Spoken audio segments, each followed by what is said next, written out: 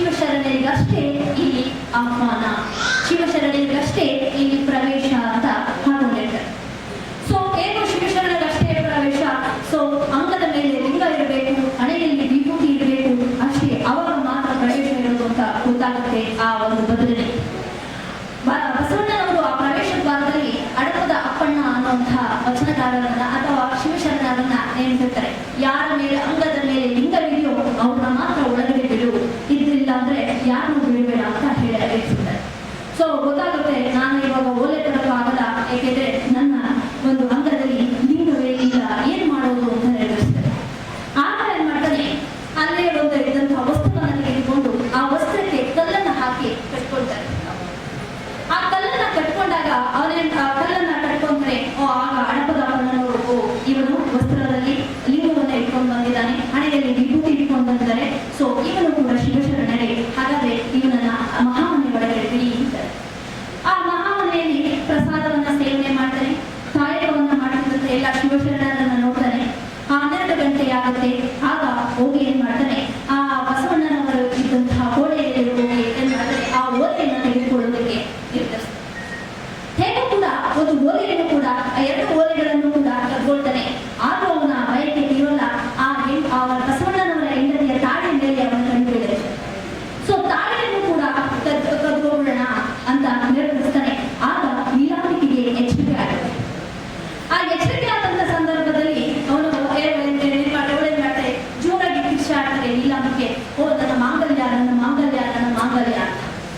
ಆಗ ಬಸವಣ್ಣನವರು ಏನ್ ಮಾಡ್ತಾರೆ, ಎಚ್ಚರಿಕೆಯಾಗಿ ಏನ್ ಮಾಡ್ತಾರೆ, ಒಂದು ವಿಷಯವನ್ನ ಹೇಳ್ತಾರೆ. ನೋಡಿ ಇವನು ನನ್ನ ಹೇಳ್ತಾರೆ, ನೋಡಿ ಇವನು ನನ್ನ ಮಾಂಗಲ್ಯವನ್ನ ಕದಿಯೋಕೆ ಬಂದಿದ್ದಾನೆ, ಏನ್ ಮಾಡೋದು, ಇವನಿಗೆ ಯಾವ ಶಿಕ್ಷೆ ಕೊಡೋದು ಅಂತಾರೆ. ಓ ಬಸವಣ್ಣನವರು ಗೊತ್ತಾಗ್ಬೇಕು, ಇನ್ನು ನನ್ನನ್ನ ಬಿಡಲ್ಲ, ನನಗೆ ಇನ್ನ ತೊಂದರೆ ಅಂತೂ ಕಟ್ಟಿಟ್ಟ ಬುದ್ಧಿ ಅಂತ ನಿರ್ಧರಿಸ್ತಾ ಒಂದು ಮೂಲೆ ಹೋಗಿ ನಡುತ್ತಾ ನಿಂತಿರ್ತಾರೆ. ಆ ನಡುತ್ತಾ ನಿಂತಿದ್ದಂತ ಸಂದರ್ಭದಲ್ಲಿ ಬಸವಣ್ಣನವರು ಬೇಜಾರುಗೊಳ್ತಾರೆ. ಯಾಕೆ ನೀನು ಹಂಗೆ ಕಿರ್ಚಾಡ್ತಿದ್ಯಾ, ಯಾಕೆ ನನ್ನ ಕಿರ್ಚಾಡ್ತಿದ್ಯಾ, ತೆಗೆದುಕೊಂಡು ಅವನಿಗೆ ಸರವನ್ನ, ಇದು ನನ್ನ ಮಾಂಗಲ್ಯ ಅಂತಾರೆ, ನಿನ್ನ ಮಾಂಗಲ್ಯ ನಾನೇ ಇರುವಾಗ, ನಾನೇ ಗಂಡನ ಇರುವಾಗ ನಿನಗೆ ಮಾಂಗಲ್ಯ ಹೇಗೆ, ತೆಗೆದುಕೊಡುವ ಸರವನ್ನ ಅಂತಾರೆ. ಸೊ ಯಾಕೆ ಅಂತಂದ್ರೆ ಅಷ್ಟು ಮಟ್ಟಿಗೆ ಅವ್ರು ಯಾಕವ್ರು ಆ ಥರ ಹೇಳ್ತಾರೆ ಅಂದ್ರೆ, ಅಂಗದಲ್ಲಿ ಲಿಂಗ ಇದೆ, ಅವನು ವಿಭೂತಿಯನ್ನ ಇಟ್ಕೊಂಡಿದ್ದಾನೆ, ಅವನೆಲ್ಲಿ ಅವನು ಶಿವಶರಣನೇ ಹೊರತು ಅವನ ಕಳ್ಳನಾಗೋದಕ್ಕೆ ಸಾಧ್ಯನೇ ಇಲ್ಲ ಅಂತ ಹೇಳ್ತಾರೆ. ಇವತ್ತಿನ ವಿಷಯವನ್ನು ಮಂಡನೆ ಮಾಡಿರುವ ಶ್ರೀಮತಿ ವೆಂಕಟರವರಿಗೆ ಧನ್ಯವಾದಗಳು. ಇದೀಗ ರಾಷ್ಟ್ರೀಯ ಬಸವ ಧರ್ಮ ಪರಿಷತ್ತಿನ ವತಿಯಿಂದ ಅವರಿಗೆ ಗೌರವ ಸಮರ್ಪಣೆ.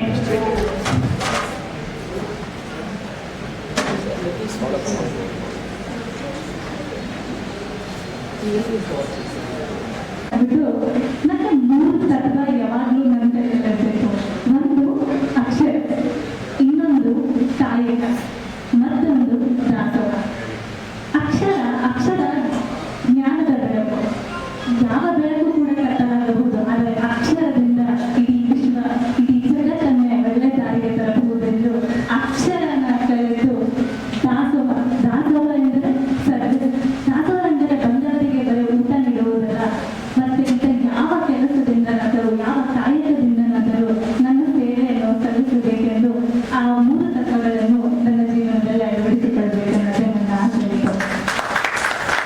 UPSC ಅಂದರೆ 3rd ಇಯರ್ MBBS ಓದೋ ಟೈಮಲ್ಲಿ ಬ್ಯಾಂಗ್ಳೂರಲ್ಲಿದೆ. ಸೊ ಬ್ಯಾಂಗ್ಳೂರಲ್ಲಿ ಇರಬೇಕಾದ್ರೆ ನೇಕೆಡ್ ಸ್ಟೂಡೆಂಟ್ಸ್ ಅಂತ ಒಂದು NGO ಇದೆ.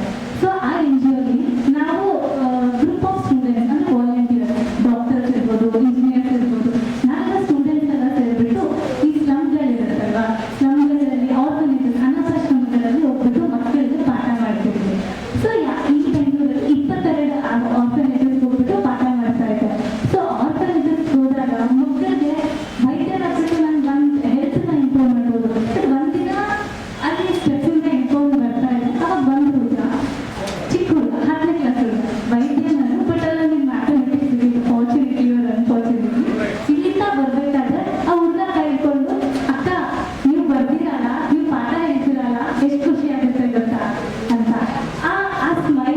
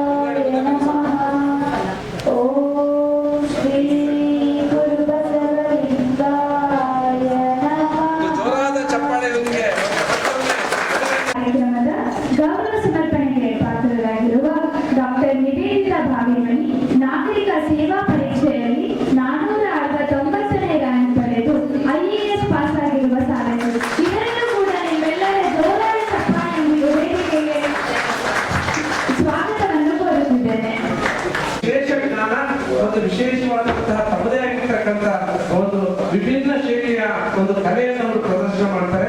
ಹಾಗಾಗಿ ತಾವು ಯಾರು ಈ ಒಂದು ಕಾರ್ಯಕ್ರಮವನ್ನು ತಪ್ಪದೆ ವೀಕ್ಷಿಸಬೇಕು ಅನ್ನುವಂಥದ್ದನ್ನ ಅವರಿಗೆ ನಾವು ಉಗ್ರಣಿಯವರಿಗೆ ಈಗ ಈ ಒಂದು ವೇದಿಕೆಯನ್ನು ಕೊಡ್ತಾ ಇದ್ದೀವಿ.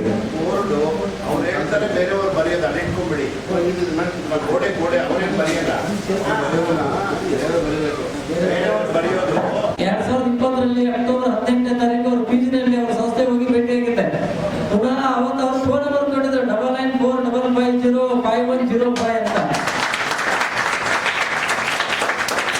ಅದಾದ್ಮೇಲೆ ನಮ್ಮದವ್ರಿಗೂ ಭೇಟಿ ಆಗಿರ್ಲಿಲ್ಲ. ಯೋಗ ಇವನು ಹಾಗೆ 4-5 ದಿವಸದಿಂದ ಅವ್ರು ಫೋನ್ ಮಾಡಿ ಬಸವರಾಜರೇ ನಮ್ಮ ಕಾರ್ಯಕ್ರಮಕ್ಕೆ ಬರ್ಬೇಕಂತ ತಿಳ್ಕೊಂಡು ಆ ಪ್ರಕಾರ ನಮ್ಮ ಮಲ್ಲಿಕಾರ್ಜುನ ಸ್ವಾಮೀಜಿ ಅವರು ಅವರನ್ನು ಕೂಡ 4 ವರ್ಷದ ಭೇಟಿ. ಅವ್ರು ನಮಗೆ ಎಲ್ಲರೂ ಸೀದಾ ಲೆಕ್ಕ ಮಾಡೋದು ಉಲ್ಟಾ ಲೆಕ್ಕ ಮಾಡಿ ತೋರಿಸ್ತಾರೆ. ಗುರುಗಳು ಹೇಗೆ ಮಾಡಬೇಕಂತ ಕಲಿಸ್ಕೊಟ್ಟಂತ ಗುರುಗಳಿದ್ದಾರೆ.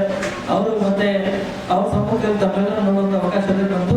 ನಮ್ಮಲ್ಲಿ ಕಳಿಸಿರ್ತಕ್ಕಂಥ ಉದ್ದೇಶ ಬಂದರೆ ನಿಮ್ಮೆಲ್ಲರಿಗೂ ಸ್ಫೂರ್ತಿ ಆಗಲಿ ಅಂತ.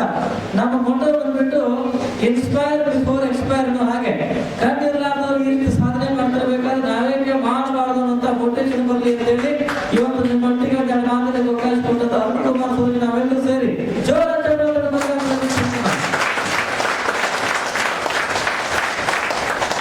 ನನ್ನ ಪರಿಚಯ ನೋಡಿ. GST ಬಗ್ಗೆ ಹೇಳಿದಾಗ ಚಪ್ಪಲಿ ಜೋರು ಬಿಡ್ತೇನೆ, ಎಲ್ಲ ಬಹಳ ಬುದ್ಧಿವಂತರಿಂದ.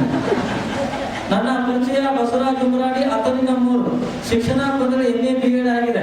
ಅದ್ರ ಜೊತೆಗೆ ಮ್ಯಾಥಮೆಟಿಕ್ಸ್ ಮತ್ತೆ ಪರ್ಸನಾಲಿಟಿ ಡೆವಲಪ್ಮೆಂಟ್ ಟ್ರೈನರ್ ಆಗಿ ಕೆಲಸ ಮಾಡ್ತಾ ಇದೆ. ಒಂದು ಮಾತನ್ನ ಬಹಳ ಇನ್ನೊಂದಕ್ಕೆ ಇಷ್ಟಪಡ್ತಾರೆ. ಕಳೆದ 10 ವರ್ಷಗಳ ಅವಧಿಯಲ್ಲಿ ಸುಮಾರು 5,000ಕ್ಕಿಂತಲೂ ಹೆಚ್ಚು ಶಾಲೆಗಳನ್ನು ಭೇಟಿ ಕೊಟ್ಟು ಲಕ್ಷಾಂತರ ಮಕ್ಕಳಿಗೆ ಪಾಠ ಮಾಡುವ ಜೊತೆಗೆ ಸಾವಿರಾರು ಮಕ್ಕಳಿಗೆ ಪರಿವರ್ತನೆ ಮಾಡತಕ್ಕಂಥ ಮಾತನ್ನ ಬಹಳ ಇನ್ನೊಂದಕ್ಕೆ ಇಷ್ಟಪಡ್ತಾರೆ. ನಮ್ಮ ಉದ್ದೇಶ 100ರಲ್ಲಿ ಒಬ್ಬರನ್ನ ಚೇಂಜ್ ಆಗಲಿ ಅಂತೇಳಿ. ನಮ್ಮ ವಿಶೇಷತೆ ನಿಮ್ಮೆಲ್ಲರಿಗೂ ನಿಮ್ಮ ಡೇಟ್ ಆಫ್ ಬರ್ತ್ ನೆನಪಿದ್ರೆ ಯಾವ್ದು ಅಂತ ಹೇಳ್ತಾರೆ. ಬಿಫೋರ್ ದ್ಯಾಟ್ ನಮ್ಮ IAS ಆಫೀಸರ್ ಇಲ್ಲೇ ಇದ್ದಾರೆ, ನಿವೇದಿತ ಮೇಡಮ್ ಅವರು. ಅವರಿಂದ ಲೆಕ್ಕ ಮಾಡಿಸೋಣ. ಮೇಡಮ್ ನಿಮ್ಮ ಬೋರ್ಡ್ ಮೇಲೆ ಮೊಬೈಲ್ ನೋಡಿಕೊಂಡು ನಿವೇದಿತ ಇದೆ. ಒಂದು 9 ಡಿಜಿಟ್ ನಂಬರ್ ಬರ್ಬೇಕು ಮೇಡಮ್.